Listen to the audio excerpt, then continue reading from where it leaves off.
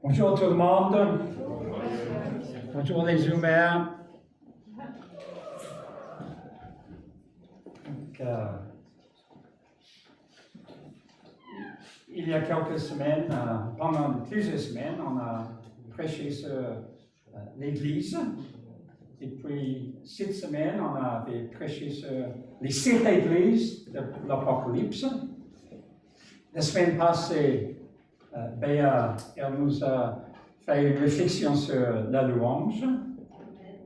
Et ce matin, on peut afficher le diapo, merci Thierry, sur pourquoi on lit l'Ancien Testament. C'est un peu une introduction, on va prêcher. On invite les prédicateurs de prêcher un passage sur l'Ancien Testament, les 39 livres de l'Ancien Testament, parce que par rapport au Nouveau Testament, c'est un peu négligé. Justement, il y avait quelqu'un qui a dit dans une librairie chrétienne, « Je n'ai pas besoin de l'Ancien Testament. J'ai Jésus. Nous sommes sous la nouvelle alliance. Je n'ai pas besoin de lire l'Ancien Testament. » La serveuse à la caisse, elle a entendu le monsieur qui a dit ça. Elle voulait l'approcher, mais elle était au travail, donc elle ne pouvait pas intervenir. Mais vous-même, est-ce que c'est une question que vous posez?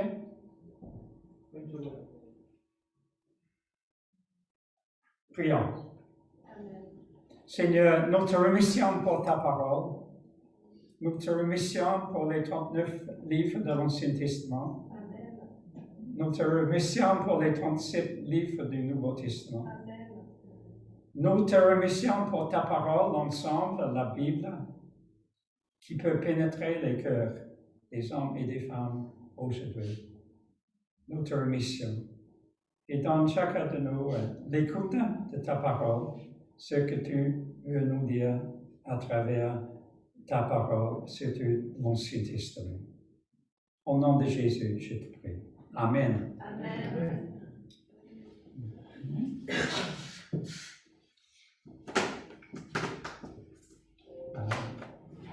Donc,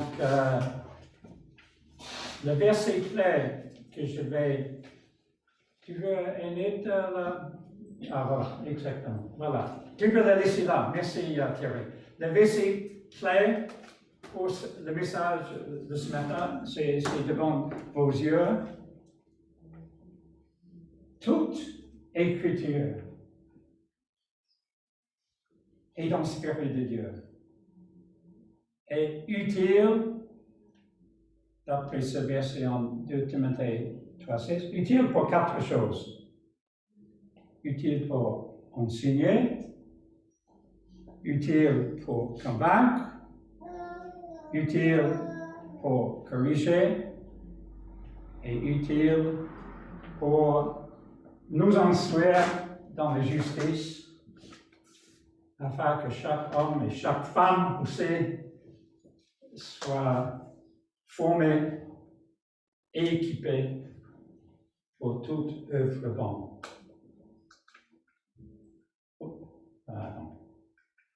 Donc, je vais juste développer ces 4 points brièvement. Dans quelle mesure l'Ancien Testament nous enseigne? D'abord, le début de la Bible, Genèse, c'est la création.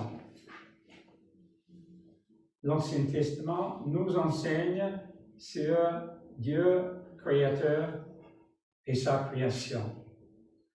Et c'est pourquoi, même dans les psaumes, il y a la louange à la création de Dieu, dans le psaume 19. Le psalmiste, c'est un psaume de louange à la création de Dieu. Et nous aussi, comme nous sommes dans la nature, en pleine nuit, avec des étoiles, qui a mis tout ça en place? Notre Créateur. l'Ancien Testament nous enseigne aussi sur le cœur, ou bien la nature de Dieu. Et j'ai mis 5 points qui sont dans l'Ancien Testament, déjà dans le livre Exode, chapitre 34. L'Éternel passait, là c'est avec Moïse.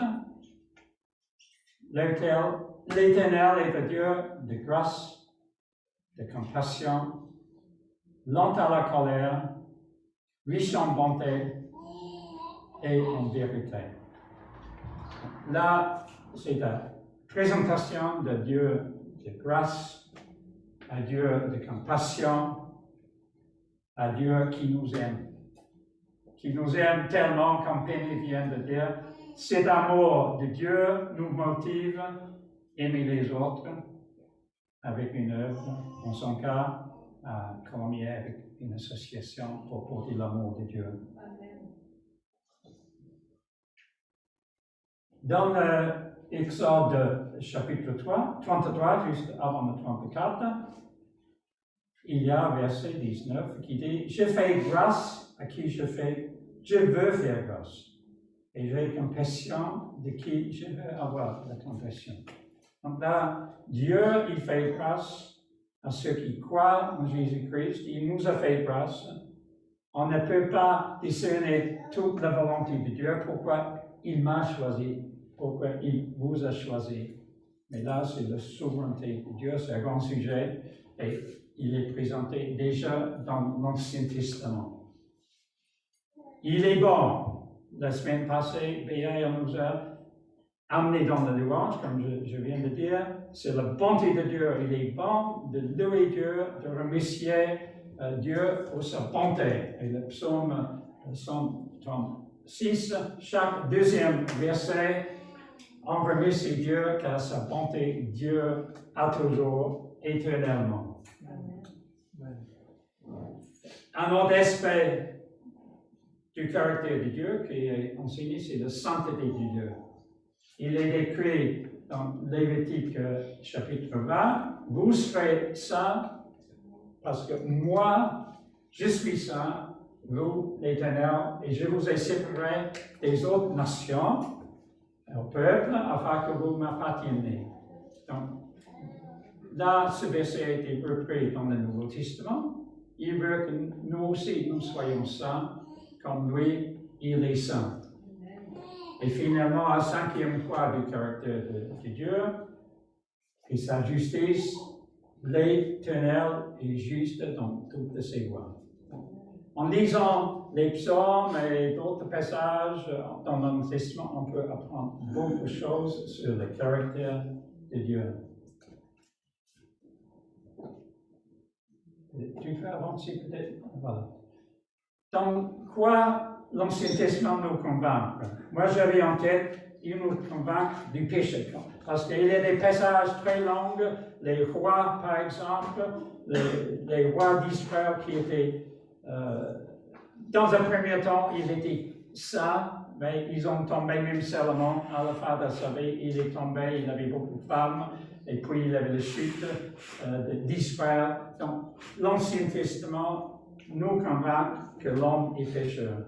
Le Nouveau Testament nous enseigne que tous ont péché et sont privés de la grâce de Dieu. Et il y a pas mal de passages, même dans l'Ancien Testament, qui nous enseignent. Même dans ma lecture personnelle de ce matin, je suis en Néhémie, qui est un livre écrit après la captivité babylonienne, et on a construit des murailles. Et le dernier chapitre, 13, Israël a de nouveau péché. Il n'a pas respecté le sabbat. Les hommes, ils avaient pris des femmes estodiennes et des autres femmes étrangères. Donc, ils ont répété les mêmes péchés. Et donc, là, c'est une évidence dans l'Ancien Testament. La prochaine diapo. Non, l'Ancien Testament nous corrige. Pour être corrigé, il faut avoir un norme, n'est-ce pas? Une loi ou un norme de comportement.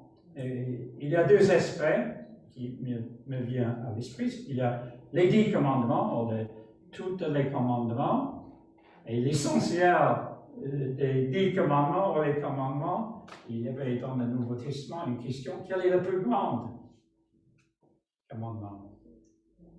Aimer Dieu avec toute votre âme, tout ton cœur, toute ta force. Là, c'est un résumé partiel de la loi. Et Jésus, il a ajouté un deuxième, qui se trouve, un deuxième chapitre de l'amour, qui se trouve en Lévitique 19, 18. Tu aimerais ton prochain comme toi-même. Donc, déjà, cet aspect de l'amour, comme juste pour répéter, puis juste pour prendre un exemple, on peut montrer l'amour aux autres, parce que ça reflète le caractère de Dieu, et ça peut nous corriger de revenir à cet amour, parce que nous sommes des pécheurs et on s'éloigne soit de Dieu, ou on embête les autres avec la colère personnelle, ou peut-être avec des divisions, ou non-respect des pauvres, avec la langue, surtout. Ce n'est pas toujours qu'on met en pratique le proverbe. Les paroles agréables sont porteuses de guérison. Mais il y a des proverbes qui disent le contraire, qui nous avertissent de contrôler la langue. Donc, dans la loi et dans les proverbes, on peut être corrigé si on réfléchit ces livres-là de l'Ancien Testament. L'Ancien Testament nous instruit aussi et surtout sur Jésus. Dès le début, jusqu'à la fin de l'Ancien Testament, le livre de Malachie, où Jésus il est présenté comme le soleil de justice. Notre sœur Juliette, elle nous a offert quelques livres il y a un mois, et moi j'ai pris moi-même un livre par Billy Graham, La paix avec Dieu. Et donc, Billy Graham, c'est un grand évangéliste qui présentait Jésus. Il y a ce tableau dans le livre concernant la place de Jésus dans l'Ancien Testament. Dès le début, d'après ce livre, Genèse présente Jésus comme la postérité de la femme. Exode, l'agneau pascal. Lévitique, Jésus et le sacrifice, il devait assister au sacrifice, etc., etc. À travers tout l'Ancien Testament, on peut trouver Jésus dans chaque livre. Et parfois, quand on lit l'Ancien Testament, mais ce n'est pas évident où est Jésus, et après, Laurie ici présent, je vais partager avec lui 6 semaines. Parfois, je me demande pourquoi je lis l'Ancien Testament, les passages sur les voies, notamment à mauvaise voie, à bonne voie, de mauvaise voie. Mais il a dit, il faut voir Jésus dans le passage. Et le lendemain, j'ai lu le miracle de la multiplication du pain dans la maison d'une veuve. Il y avait un miracle sur le prophète Élisée. Et quand on lit à tel passage, on ne peut pas ne pas penser que Jésus lui-même, il a multiplié les pains, juste comme dans l'Ancien Testament. Jésus, il a le pain, il nous invite de manger son pain. Celui qui vient à moi et croit en moi, et vient à moi, il n'aura jamais faim ou soif. Donc, je passe ça brièvement. Un autre aspect où l'Ancien Testament nous instruit concernant Jésus, c'est les prophéties. Jésus est déjà prévu dans beaucoup de prophéties de l'Ancien Testament. Et même Jean-Baptiste, qui est celui qui annonce la venue du Seigneur, il est prévu en Isaïe chapitre 40, également Malachie. Jean-Baptiste a été prévu. Jésus, les pharisiens, à l'époque de Jésus, ils savaient qu'il sera né à Bethléem, parce que c'est écrit en Michée. Ils savaient que Jésus va mourir, il sera ressuscité. Il y a un psaume qui dit que je ne laisse pas mon sang de rester dans le tombeau, mais il n'y aura pas de décomposition de son corps, c'est-à-dire il est levé au ciel. Et tout ça, c'est prévu dans l'Ancien Testament, même le retour de Jésus, c'est prévu dans le livre de Daniel. Et Jésus lui-même, il savait. On va lire Luc chapitre 24. Il s'agit après sa résurrection. Jésus a vu 2 disciples sur le chemin près d'Emmaüs. Et Jésus, il a dit, ne fallait-il pas que le Messie souffre ces choses et qu'il entre dans sa gloire? Il a posé cette question. Puis, en commençant par les écrits de Moïse et continuant par ceux de tous les prophètes, il leur expliqua dans toutes les Écritures ce qui le concernait. Donc déjà, Jésus, il est venu, il savait qu'il était le Messie, il leur a dit directement, juste avant sa mort, il est le Messie. Là, c'est une étude. On peut étudier tous ces passages. Là, c'est une prédication, une étude. Je vous invite à faire tous les passages de l'Ancien Testament qui parlent de la venue et de la vie de Jésus. Vous pouvez étudier ça en profondeur. Oh. Et je vous pose une question. Est-ce que l'Ancien Testament nous parle de Jésus en tant que Fils de Dieu? Oui. Où ça? Moi, je me rappelle dans les psaumes. Dans les psaumes, c'est dit David en parle. Qui connaît les passages pour le Fils de Dieu? Parce que dans l'Ancien Testament, les Juifs, ils disent Dieu, il est seul, il est l'Éternel. Et l'idée pour les Juifs et aussi pour les musulmans, l'idée que Dieu peut avoir un fils qui s'appelle Fils de Dieu. Est-ce que c'est prévu dans l'Ancien Testament? Psaume 110. 110. Oui, concernant Melchizedek. Je pense le psaume 110. Et le psaume, peut-être c'est mieux de... Je vous conduis juste brièvement dans Hébreu, le premier chapitre Hébreu, qui est ce chapitre, il y a 14 versets, et plus que la moitié, ce sont des citations de l'Ancien Testament. En effet, verset 5, Hébreu 1, « Tu es mon fils, je t'ai engendré aujourd'hui. » Là, c'est directement de Psaume 2, verset 7. Il continue, l'auteur du livre Hébreu, « Et encore, je serai pour lui un père, et il sera pour moi un fils. » Et ce passage vient de 2 Samuel 7, 14, concernant Salomon.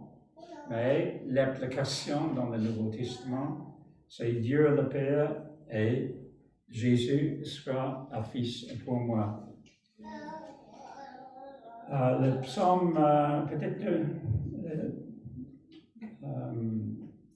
Laurence, tu as dit le psaume 110. On va regarder ça ensemble. Voilà, exactement. Premier verset, n'est-ce pas? Le psaume 110, l'Éternel a déclaré à mon Seigneur, assieds-toi à ma droite jusqu'à ce que je l'ai fait de tes ennemis ton marchepied. Donc, ce n'est pas directement dit que Jésus est le Fils de Dieu, mais c'est une image de Jésus qui est à la droite de Dieu après son ascension, qui est à la droite de Dieu dans le ciel. Ce n'est pas un être humain, n'est-ce pas? C'est Jésus en tant que Fils de Dieu. Tu l'as dans Isaïe aussi, Isaïe 53, où il y a un passage spécifique par rapport au Fils de Dieu. Oui, ok. Voilà. Donc, j'ai d'autres, vous pouvez regarder, je vais juste visionner d'autres passages. Proverbe 34, qui est monté au ciel et qui est descendu, qui a fixé les limites de la terre, qui est son nom et quel est son nom de son Fils. Quel est son nom de son Fils? Ce n'est pas écrit dans les Proverbes que c'est Jésus, mais pour nous, c'est une évidence, n'est-ce pas? Isaïe 7, 14, la Vierge sera enceinte, elle mettra au monde un fils. Et la parole Emmanuel, Dieu avec vous. Daniel 3, il y avait l'image de Michel au moment de brûler vive Michel, et Abednego. Il y avait une quatrième personne qui, Nebuchadnezzar, ressemblait à un fils des dieux, parce que ce roi païen, il croyait beaucoup de Dieu, mais en fait, je crois que c'était Jésus qui a apparu dans ce feu. Osée 11, 1, j'ai appelé mon fils à sauter d'Égypte. Là aussi, il a repris Matthieu 2 phases. Ça indique que Jésus est le Fils de Dieu déjà dans l'Ancien Testament. Isaïe 53, si vous demandez mon passage préféré de l'Ancien Testament, Isaïe 53 vient à l'esprit. C'est très riche et ça présente Jésus souffrant et mort comme un agneau. Et donc, il y avait un juif qui s'appelait Mark Stein, qui a grandi à Los Angeles, aux États-Unis. Dans un milieu juif, il a fait le bar mitzvah à 15 ans. Et puis, le rabbi associé de la synagogue lui a invité de faire une comparaison entre la foi chrétienne et la foi juive. Pour la première fois, il était dans la bibliothèque de la ville pour chercher un Nouveau Testament. Il a lu, il était presque convaincu, la vie de Jésus l'a frappé pour la première fois dans sa vie. Et puis il a dit, pourquoi mes chefs dans la synagogue, pourquoi ils ne croient pas à Jésus? Et donc il a osé, il a été au chef, le grand rabbi. Pourquoi vous ne croyez pas à Jésus? Et le grand rabbi, il n'était pas content. Voici le pauvre, le jeune homme de 16 ans qui n'osait parler cette question. Il a dit. Donc, Marc, il a oublié un peu cette histoire. Il voulait, comme beaucoup de personnes, c'était juif aux États-Unis, gagner beaucoup d'argent, se marier. Et à 40 ans, il se trouvait divorcé avec des enfants à charge. Sa crise, il est devenu pendant 20 ans très riche, et puis il avait une double crise, son mariage et sa vie du travail. Et donc, un ami a suggéré de lire ce passage, Isaïe 53.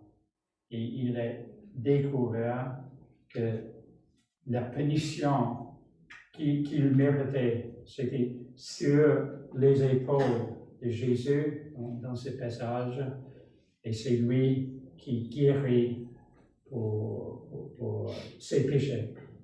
Et donc, c'est grâce à ce passage que ce juif, maintenant, il est un juif missionnaire aux États-Unis. Le prochain diapo. Voilà les conclusions, assez simples.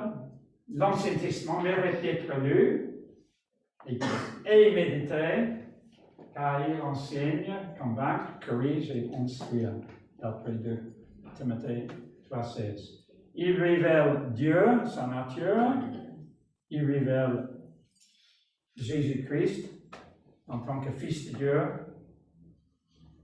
il révèle la nature de l'homme, pécheur, et il est la fondation du Nouveau Testament. Donc, peut-être vous êtes déjà convaincus avant que je passe ce message, mais je vous lance le défi, allez plus loin. Vous pouvez nous encourager les uns les autres. Matthieu, ce matin, a fait du temps de prière. Qu'est-ce qu'il a lu? Matthieu, le temps de prière, il a lu 2 Chroniques 7, le verset 14, je pense. On peut encourager les uns les autres. Et donc, il a lu si mon peuple, celui qui porte mon nom, s'humilie, prie et me cherche, s'il renonce à ses mauvaises voies, j'écouterai de haut du ciel, je lui pardonnerai son péché et je guérirai son père. On peut encourager les uns les autres par un verset de l'Ancien Testament que le Seigneur nous donne sur notre cœur.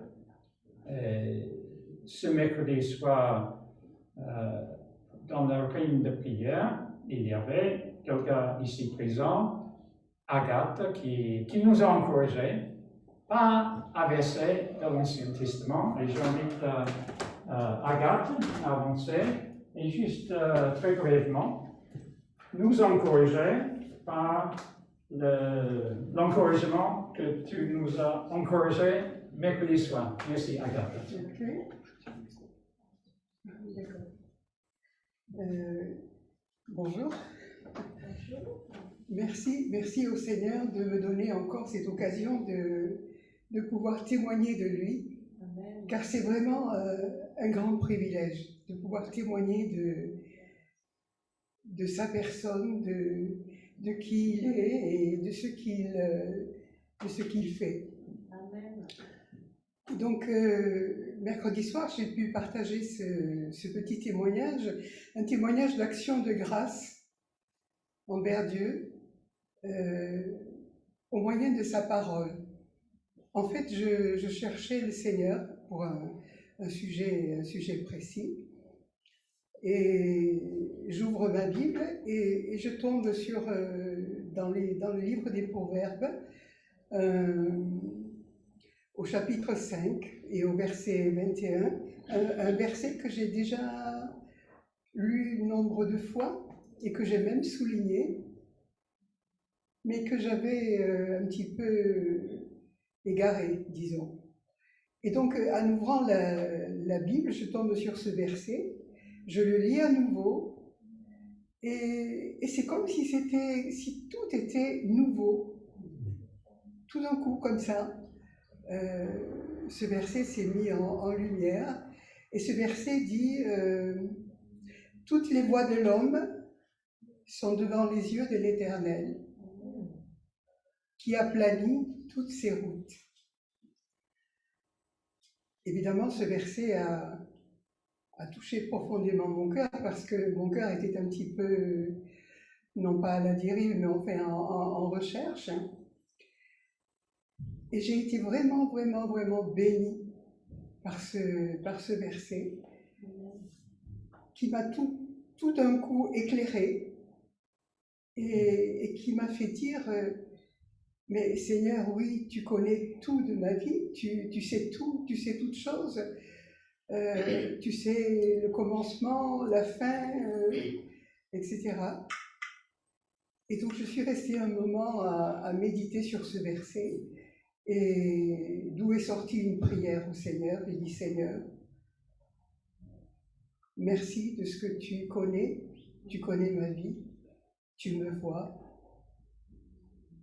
Je ne suis pas perdue de vue par toi, et je te prie vraiment, je te remercie d'aplanir toutes mes voies. Amen. Et j'ai pu le constater dans la journée même, en fait, que Dieu avait placé les bonnes personnes au bon moment, au bon endroit. Voilà, c'est le plus gros. Merci Seigneur, soyez bénis. Merci Agathe.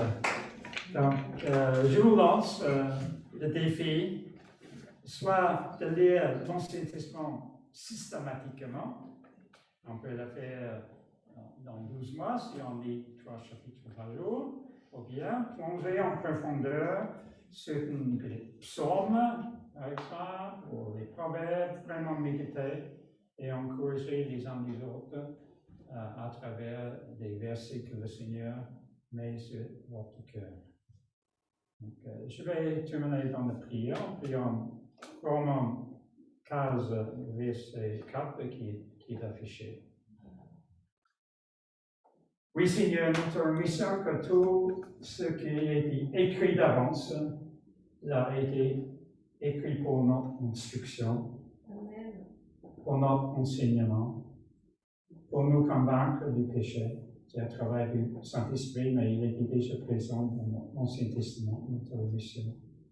Oui, Seigneur, donne-nous le désir de vraiment méditer ta parole, toute ta parole, l'Ancien Testament et le Nouveau Testament. Parce que toute écriture est inspirée de Dieu et utile pour nous au 21e siècle. Nous te remercions au nom de Jésus. Amen. Amen.